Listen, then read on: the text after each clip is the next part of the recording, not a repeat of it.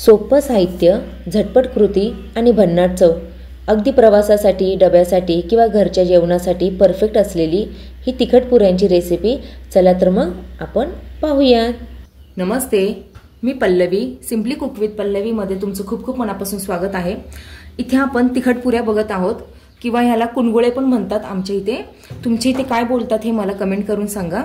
त्यासाठी मी आता इथे 2 वाटी गव्हाचं पीठ घेतलेलं आहे, जे आपलं घरचं नेहमीचं गव्हाचं पीठ असतं ते घेतलेलं आहे. 1 वाटी ज्वारीचं पीठ घेतलेलं आहे. 3/4 कप हे मी बेसन पीठ घेतलेलं आहे. आता त्यात टाकण्यासाठी इथे मी 2 टेबलस्पून धना पावडर घेतलेली आहे, 1 टेबलस्पून हळद घेतलेली आहे, 1 टेबलस्पून मी तीळ घेतलेले आहेत, थोडा हा 2 टेबलस्पून ठेचा घेतलेला आहे. हे लसूण आणि हिरवी मिरचीचा ठेचा आहे.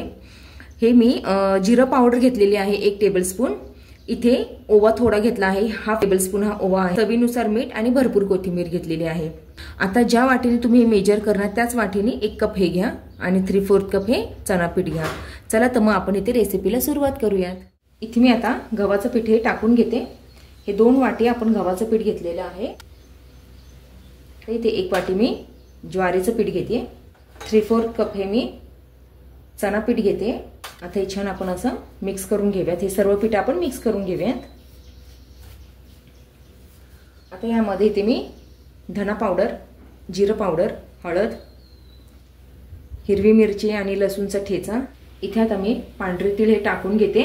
आता हा ओवा मी हातावर थोडासा चोळून टाकते, म्हणजे त्याचा चव छान ह्याला पिठात उतरेल. चवीनुसार इथे मी मीठ टाकून घेते आणि भरपूर कोथिंबीर टाकते. हे सर्व मी आधी जो ठेचा आणि लसूण आहे ना, तो ह्या सगळ्या पिठाला मी छान आधी चोळून घेते जरा. आता यामध्ये आपल्याला काय करायचंय, 4 चमचे तेलाचं मोहन घालायचं आहे. इथे मी हे तेल तापवलेलं नाहीये, कच्चच आहे. हे 4 टेबलस्पून मी इथे तेल घेतलेलं आहे. हे आता सर्व तेल मी या पिठाला छान चोळून घेते.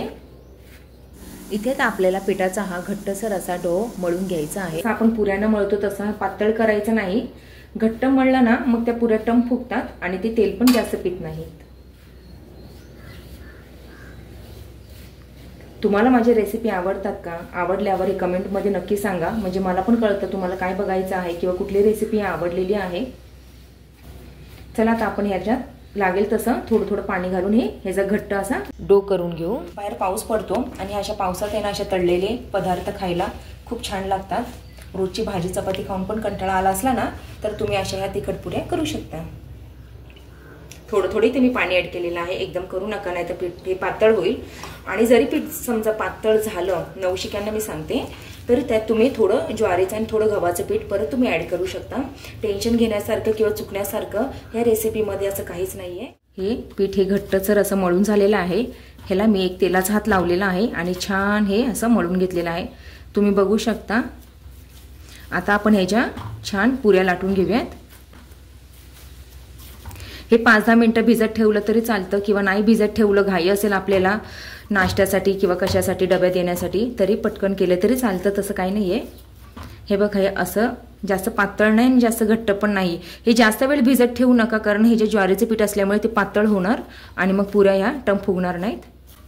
चला तर मग आपण पुऱ्या लाटून घेऊया. इथे मी लावण्यासाठी थोडंही आपली गव्हाची पिठी घेतलेली आहे. असा मी एक गोळा घेतलेला आहे. आपल्या गव्हाच्या चपातीसाठी आपण जो घेतो ना पेढा, तसा आपण हा पेढा घेतलेला आहे. आता तो थोडंसं ह्याच्यात डीप करून आपल्याला हे लाटून घ्यायचं आहे. इथे जे आपण आता पुऱ्यांसाठी चपाती लाटून घेत आहोत ना, या आपल्याला जास्त पातळ लाटायची नाही, मीडियम थोडीशी जाड ठेवायची आहे. कारण जर मग तसं केलं ना तर पुरी ही तेलात ही टम्म फुगली जाते.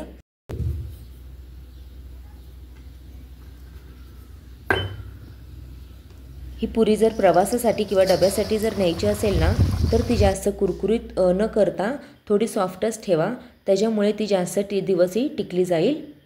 तुम्ही बघू शकता पुरी खूप छान टम्म फुगलेली आहे. फक्त मी जी सांगितलेली टिप्स आहेत ना हे तुम्ही फॉलो करा, म्हणजे तुमची पण अशी खूप छान कमी तेल पिणारी ही पुरी तयार होईल. ही चवदार तिखट पुरी तुम्ही लोणच्यासोबत किंवा ताज्या दह्यासोबत पण खाऊ शकता. ही रेसिपी जर तुम्हाला आवडली असेल तर लाईक, शेअर आणि सबस्क्राईब करायला विसरू नका. व्हिडिओ पूर्ण बघितल्याबद्दल धन्यवाद.